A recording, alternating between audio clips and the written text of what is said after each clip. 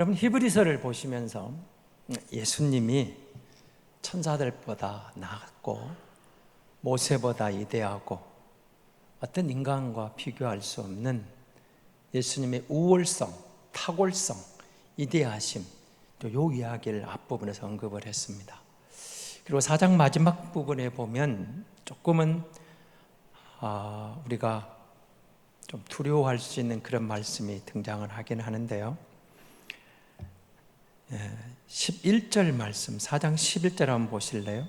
그러므로 우리가 저 안식에 들어가기를 힘쓸지니 이는 누구든지 저 순종하지 아니하는 본에 빠지지 않게 하려 함이라.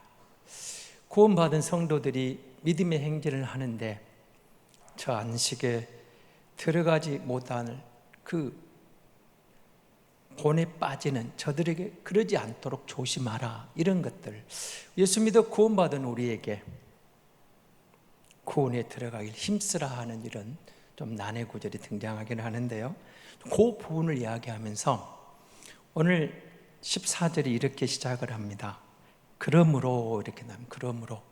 여러분 14장을 읽다 보면 그러므로가 앞부분 1절에도 등장을 하고 11절에도 등장을 합니다. 그리고 또 14절에 등장하는 것을 보게 됩니다. 그러니까 여기 있는 이제 그러면 앞에 것을 봤기 때문에 12절, 13절을 받는 것을 우리가 볼 수 있겠죠. 우리에게는 큰 대제사장이 계시니 승천하시니 곧 하나님의 아들 예수시라. 우리가 믿는 도리를 굳게 잡을지어다. 이렇게 이제 이야기를 합니다. 무슨 말씀이죠? 우리에게는 진정한 대제사장이신 예수님이 계심으로 너희가 신앙을 고백했느냐, 예수 믿는다고 고백하고 그 믿음으로 따라왔느냐, 그렇다면 걱정하지 말아라. 이런 뜻입니다. 예수 믿는 믿음의 도리, 우리의 영원한 대제사장, 주를 믿고 그 믿음의 고백으로 여기까지 왔느냐, 걱정하지 말라는 거죠. 예수 믿음으로 구원받은 성도에게 영원한 구원을 약속하는 것이기도 되는 것입니다. 여러분, 우리가 그러므로 이 말씀을 가지고 다시 좀 다른 번역을 이렇게 가져왔는데 한번 잘 주목해서 앞부분하고 연결시켜 보시길 바랍니다. 그러므로 우리는 하늘에 올라가신 위대한 대제사장이신 하나님의 아들 예수를 소유하고 있기 때문에 우리가 고백하는 신앙을 끝까지 붙잡읍시다. 우리가 고백했던 신앙, 예수 믿어 하나님의 자녀가 된 이 은혜, 얼마나 감사한 일입니까? 근데 여러분, 우리가 복음서를 보다 보면 예수님이 요한복음 2장 19절에 이런 말씀을 하십니다. 이 성전을 헐라 내가 사흘 동안에 일으키리라. 근데 이 말씀을 제자들도 유대인 종교 지도자들도 도무지 이해를 못해요. 저 말이 무슨 말이지? 이해를 못하니까 2장 21절에 주님이 이렇게 설명을 해줍니다. 예수는 성전된 자기 육체를 가리켜 말씀하신 것이라고 풀어주거든요. 그러니까 저들이 자랑하는 성전을 이렇게 이야기하는 겁니다. 성전이 3개가 있었잖아요. 솔로몬 성전입니다. 화려했죠. 다 망가지고 포로에서 돌아와서 스룹바벨 성전, 제2성전이라고 짓게 되었거든요. 그리고 이 당시에는 헤롯 성전, 헤롯이 유대인의 환심을 사기 위해서 성전 공사를 계속 확장해 갑니다. 그야말로 우람한 성전이 지어가는데요, 46년이 걸렸니 60년이 걸렸니 이제 이런 이야기들을 하는데요, 어쨌든 그 헤롯 성전이 있었던 그 시대입니다. 그럼 이들은 사실은 성전 중심으로 모였으면서도 이 성전을 굉장히 자랑을 했어요. 예루살렘 성전을 보라, 솔로몬 성전, 스룹바벨은 비록 초라하지만 우리가 하나님의 백성이다. 헤롯이 성전을 계속 확장해서 크게 해두니까 예수님에게도 자랑하잖아요. 이 웅장한 건물 좀 보시라고. 그러니까 예수님이 이 성전이 헐게 될 것이다. 건물이 아닌 것을 말하면서 그럼 뭐라고 하죠? 내가 새로 짓겠네. 3일 만에 지어버리겠다. 그리스도의 죽음과 그리스도의 부활을 통해서 몸된 성전, 신앙 고백이에 우리의 마음, 그리스도 안에 세워지는 신앙 위에 세워지는 새 성전을 그렇게 말씀하여 도저히 이해를 못하죠. 나중에 이들이 이 부분을 조금 이야기를 합니다. 성전과 제사장, 제사제도, 저들이 자랑스러워했는데 그리스도의 죽음으로, 그리스도의 부활으로 모든 것이 끝나고 그리스도에게서 완성된 것을 강조하고 싶었던 거죠. 그래서 오늘 히브리서에 똑같은 말을 하고 있는 겁니다.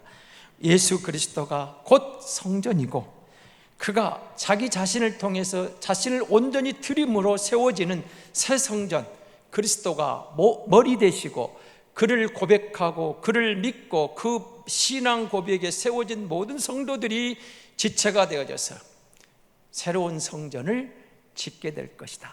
요 이야기죠. 요 이야기를 하고 있는데, 여러분, 그래서 교회는, 우리가 말하는 개신교 기독교는 성전이 아닌 인격적인 성전, 살아있는 성전, 믿는 자들의 모임, 우리 자신이 곧 성전이라는 이 하나님의 놀라운 은혜를 우리가 받게 되고 믿게 됐다는 거죠. 그래서 아무리 솔로몬 성전이 이대하고 헤롯 성전이 거대해도 그 성전은 의미가 없어졌다는 거죠. 그 성전이 우상이 될 수 없는 것입니다. 교회가 건물이 아니라고, 교회는 성전이 아니라고 우리는 여러분 잘 알고 계시고 너무 많이 들어왔습니다. 예배하는 공동체, 그리고 연합하여 봉사하고 기도하고 교제하는 공동체로 우리 건물이 필요하죠. 장소가 필요합니다. 공간이 필요합니다. 임대를 했든 자체 건물을 갖고 있든 무슨 건물을 빌렸든 우리가 어디서 모이든 주의 이름으로 모이는 그 공간 소중한 겁니다. 필요합니다.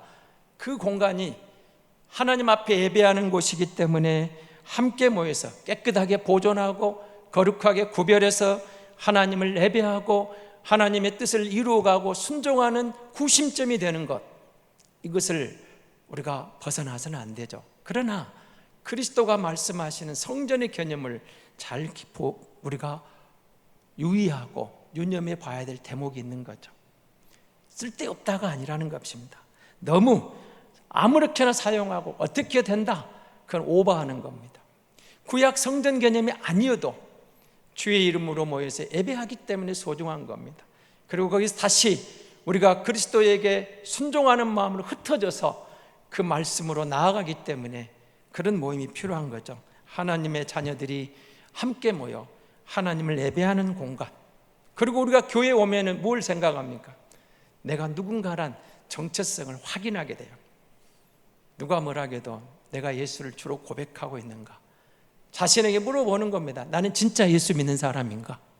그리고 무엇보다도 내가 하나님 앞에 서서 예배하면서 나가면서 다시 이 말씀 안에서 세상을 위해 나아가면서 교회가 얼마나 소중한가, 내가 고백하고 있는 신앙 고백이 얼마나 중요한가를 확인하고 내 안에 그리스도가 오신 것을 감사하게 되는 거죠. 그리고 우리의 믿음의 본질인 예수를 회복하고 내가 곧 성전이라는 어마어마한 선언 앞에서 내 몸을 함부로 방치할 수 없고 내 몸을 함부로 여러분 뒹구게 할 수 없는 거죠. 세상에 내어줄 수 없는 거죠. 구별된 몸으로 그리스도와 동행하는 거룩한 성전으로 주님의 말씀 따라 그 말씀을 하나라도 실천해 보려고 노력하고 나아가는 거죠. 여러분, 이 땅에 오신 주님이 대제사장이다. 그래서 이 부분을 계속 이야기합니다. 주님이 오실 때 정말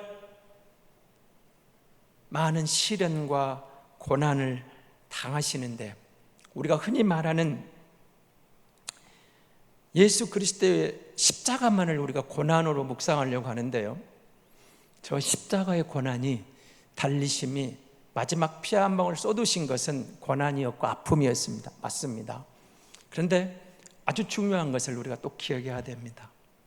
그리스도가 이 땅에 오신 것 자체, 요한이 앞부분에 말하고 있는 그리스도의 성육신, 말씀이 육신이 되어 오신 그분, 동정녀의 몸을 빌려 이 땅에 오신 하나님이신 예수 그리스도, 그가 이 땅에 오시는 것 자체가 그게 고난이었다고 그렇게 말하는 거죠.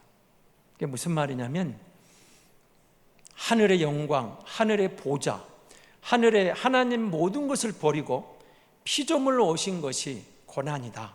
이건 여러분 한번 깊이 생각해 보셔야 돼요.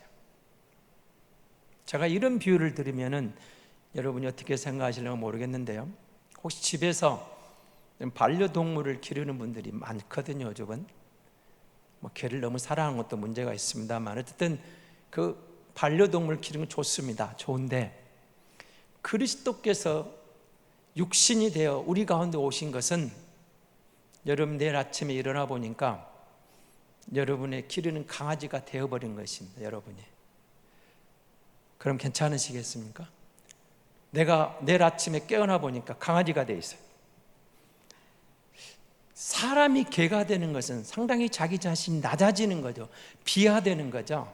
그리스도의 낮아지신 비하, 이렇게 여러분 설명을 해드리면, 그리스도가 육신의 몸을 입어 우리 가운데 오신 것은 사실은 그보다 더 낮아지십니다. 우리가 강아지가 되는 것보다 더 큰 낮아지심이 그리스도의 이 땅에 오심이라는 거죠.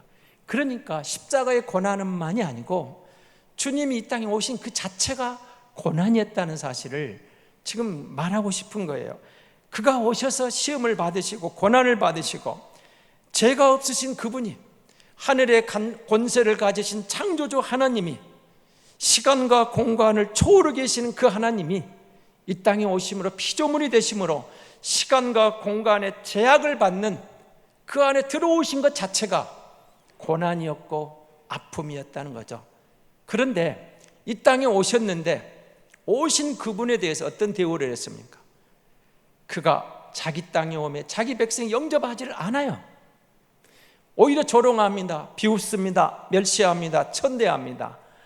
예수 그리스도는 가장 낮은 자로 육신으로 우리 가운데 다가오시는데 자기 백성은 그를 몰라봐요. 그래서 조롱합니다. 돌팔매질을 합니다. 침을 뱉습니다. 뺨을 칩니다. 온갖 무시, 멸시, 천대를 다 하는 거예요. 그러니까 그리스도의 낮아지심, 사람으로 우리에게 다가오신 것, 이 자체가 가장 큰 고난이었던 거죠. 그가 이렇게 오신 것을 이렇게 설명하는 거죠. 우리는 그리스도의 십자가, 마지막 피 한 방울 다 쏟아지신 그 고난의 잔, 거기도 물론 고난이지만 주님이 인간의 몸을 입고 우리 가운데 다가오신 그거, 그 사랑이, 그 은혜가 그분에게는 아픔이었지만 우리에게는 은혜가 되는 거죠. 그분은, 예수 그리스도는 창세 때 타락한 순간 보내시겠다고, 여자의 후손으로 오시겠다고 약속하신 그대로 부부관계를 통한, 결혼을 통한 게 아니고 흠없는 그 육신을 갖고 오시기 위해서 동정녀의 몸을 빌려서 우리 가운데 다가오신 그분, 그가 우리와는 비교 대상이 아닌 죄가 없으신 분, 하나님이신 그분, 죄와 허물이 없으신 하나님이신 것이 그가 우리 가운데 다가오시기 위해서는 죄 없는 그가 필요하셨다는 거죠. 죄가 없으신 분이기 때문에 능히 우리를 도와주실 수 있었다, 우리를 구원해 주실 수 있었다, 이렇게 말하는 겁니다. 그러므로 16절을 보십시오. 그러므로 우리는 긍휼하심을 받고 때를 따라 돕는 은혜를 얻기 위하여 은혜의 보좌 앞에 담대히 나아갈 것이다. 은혜의 보좌입니다. 왜 은혜의 보좌죠? 하나님의 통치는 은혜로 통치하시는 곳입니다. 우리가 구원받은 것도 은혜로 통치받은 것입니다. 은혜로 구원을 받은 것입니다. 그런데 그러면 모든 사람에게, 모든 피조물에게 은혜의 보좌일까요? 그렇지 않습니다. 믿음으로 구원받은 자기 백성들은 은혜의 보좌고 은혜의 통치지만 이제 뭐가 일어날까요? 그리스도 밖에 있는 구원의 반열에 들지 못한 모든 사람들에게는 심판의 보좌가 되는 겁니다. 그러니까 우리가 예수 믿어서 은혜의 보좌 앞에 나아갈 수 있는 자체를 여러분 소홀히 하면 안 됩니다. 그걸 묵상해 보시면서 우리가 얼마나 큰 은혜를 입었는가를 기억하시고, 내가 예수 믿은 게 은혜라니까, 예수 믿은 게 복이라니까, 예수 믿은 게 너무 어마어마한 은혜예요. 이 은혜의 은총은 크기가 우리가 생각하는 상상을 초월한 은혜의 보좌, 은혜의 그 은혜 가운데 은총 안에 거하게 머물게 됐다. 심판의 보좌로 나아가는 인생이 아니라 은혜의 보좌로 나아가는 하나님의 자녀된 권세를 누리고 있다는 사실, 이걸 우리가 믿어진다는 사실이 얼마나 감사합니까? 그래서 이렇게 고면하는 겁니다. 담대하게 예수 믿는다고 고백했느냐? 흔들리지 말라. 은혜의 보좌 앞에 나아가라 그 말입니다. 과거에는 심판의 보좌 앞에 두려워 떨었을지라도, 안식에, 영원한 안식에 들어갈까 못 들어갈까 봐 두려웠을지라도, 이제는 주를 고백했느냐? 그 주를 믿고 은혜의 보좌 앞에 담대히 나아갈 자격이 주어졌다는 거죠. 우리의 대제사장이신, 영원한 대제사장이신 그 은혜의 보좌가 우리에게 열려 있으므로 더 이상 두려워하지 말고 예수 믿는 믿음으로 흔들림 없이 나아가라 그 말입니다. 자, 그러면서 여러분 5장 1절에 4절에는 대제사장 이야기가 나옵니다. 여러분, 대제사장은 혈통적으로는 누구죠? 아론입니다. 아론의 후손들입니다. 이스라엘의 초대 대제사장이 누구예요? 아론입니다. 아론은 레위 지파입니다. 그리고 그 후손들에 의해서 대제사장의 대가 쭉 이어져 옵니다. 그런데 여러분, 대제사장이 성전에 올라가서 제일 먼저 한 일이 뭐였을까요? 당연히 제사를 드리죠. 그런데 자기 자신을 위한 번제를 먼저 드립니다. 자기 죄를 위해서 먼저 속죄를 드리고, 그런 다음에 나와서 백성들의 죄를 대속하는 역할을 감당하게 되는 겁니다. 왜 그랬을까요? 아무리 아론의 제사 후손이고 대제사장이라 할지라도, 아론이라 할지라도 스스로 구원받을 인생이 없었어요. 흠이 없는 게 아니고 그도 죄인이었던 거죠. 하나님께서 그에게 은혜를 베풀어서 대제사장의 영광을 주신 거예요. 그러니까 그가 제일 먼저 하는 일은 자기를 속죄하는 거예요. 자기를. 그리고 백성들의 죄를 속죄하는 제사를 드렸던 것입니다. 그런데 예수님이 오세요. 이제 5절 이하에서 나오는 것은 예수님을 또 비교하거든요. 진정한 대제사장, 영원한 대제사장, 그가 왔는데 그는 단번에 속죄제를 드리고 영원한 속죄양이 되심으로 그의 제사는 반복될 필요가 없다는 거예요. 십자가는 한 번이면 끝났다 그 말이에요. 그의 영원한 제사로 말미암아 영원한 생명을 얻은 너희가, 예수 그리스도가 진정한 대제사장으로, 여러분 아론으로 이어지는, 에스라가 아론의 몇 대 손이라고 되어 있죠? 여러분 선지서 읽어보시면 16대 손이잖아요. 16대 손으로 쭉 내려와서 수많은 대제사장들이 왔다 갔는데 그들이 번제를 드리고 수도 없이 드려요. 얼마나 많은 제사를 드렸겠습니까? 자기를 위하고 백성을 위해서. 그런데 예수 그리스도는 한 번만 드렸어요. 십자가의 어린 양, 하나님의 어린 양으로 십자가의 대속의 제물이 되어서 단번에 끝내버리는 거예요. 5대 제사를 끝내버리는 겁니다. 모든 대제사장이 드렸던 제사를 한 번에 끝내버리는 거예요. 그가 죄 없는 분이었기 때문에 자신을 위해서는 속죄할 필요도 없었어요. 우리 죄를 감당하기 위해서 하나님의 어린 양이 돼서 단번에 한 번으로 끝내버린 제사, 영원한 속죄양. 그러므로 우리가 그 예수를 믿는다라고 고백하는 순간 영원한 구원의 백성이 됐다라고 말하는 거죠. 그래서 히브리서 기자는 이걸 이제 비교하는 거예요. 아론의 혈통으로 내려온 대제사장과 예수 그리스도의 대제사장을 비교하면서 그들은 계속해서 본인을 위한 제사를 백성들에게는 반복했지만 예수님은 단번에 드렸다. 한 번으로 끝냈다. 더 이상 이제 들을 필요가 없다. 예수님이 끝냈으므로, 자, 지금도 만약에 그들의 혈통을 자랑한다면 제사가 이어지겠죠. 이제 필요가 없는 거죠. 예수님이 십자가로 단번에 끝내버렸어요. 모든 속죄양인 그 한 몸에 끝내버림으로 영원한 속죄제를 드리고 영원한 속죄양이 되심으로 그를 믿음으로 이제 구원받는, 여러분 우리에게 구원의 은혜의 길을 열어놓으신 거죠. 그래서 은혜의 보좌 앞으로 담대히 나아가라 그 말입니다.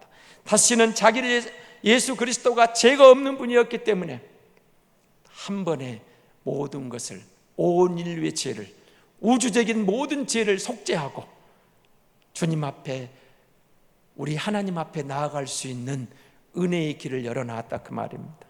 예수 그리스도의 대속은 영원한 제사가 되었고 그의 대속은 한 번으로 끝내고 그의 대속은 이제 믿음으로 구원받는 놀라운 은혜를 입게 되었다는 겁니다. 죄가 없는 분이 땅에 오시면서 여자의 몸을 빌려왔지만 그는 진정한 우리의 대제사장으로 희생양이 되었다는 거죠. 그래서 여러분, 우리가 예수 믿어서 하나님의 자녀가 된 건 이것처럼 더 큰 은혜가 없다는 겁니다. 더 큰 복이 없다는 것입니다. 구원은 이 예수를 믿는 은혜를 입은 자들의 것입니다. 누가 말하거든 혈통이 아니에요. 무슨 세상의 어떤 조건이 아니에요. 나의 선행이 아니에요. 내가 잘난 게 아니에요. 내가 무슨 믿음으로 잘 살아서가 아니에요. 내가 예수 믿어 구원받았고 믿음으로 잘 순종하고 살아가는 것은 그 다음 문제가 되는 것입니다. 예수님의 십자가, 그 보혈의 은혜를 우리가 입었습니다. 구원받은 우리가 무엇을 해서 무엇을 할까? 그건 염려하지 말라 그 말입니다. 하나님이 은혜로 구원을 주셨는데, 여러분 우리가 이 은혜 가운데 있다는 사실, 내가 어떻게 살 것인가, 이것 때문에 늘 고민하시죠. 어쩌면 우리의 방황은 그것일 수 있습니다. 순간순간 자신을 돌아보면서 예수 믿은 내가 왜 이럴까? 여전히 하나님 앞에 죄송하고 부끄럽고 하나님 죄송한다, 그런 순간들이 오죠. 그런데 히브리서가 이렇게 말하는 겁니다.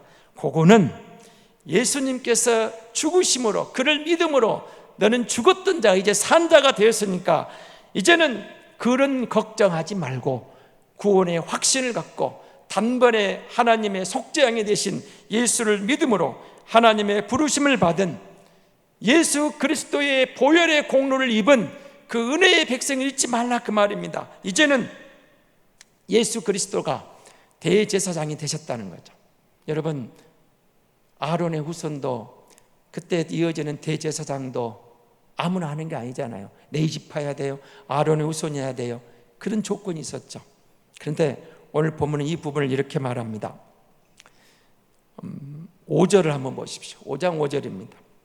또한 이와 같이 그리스도께서 대제사장 되심도 스스로 영광을 취하심이 아니요 오직 말씀하시니까 그에게 이르시되 너는 내 아들이니 내가 오늘 너를 낳았다 하셨고, 하나님이 인정해 주셨다는 거예요.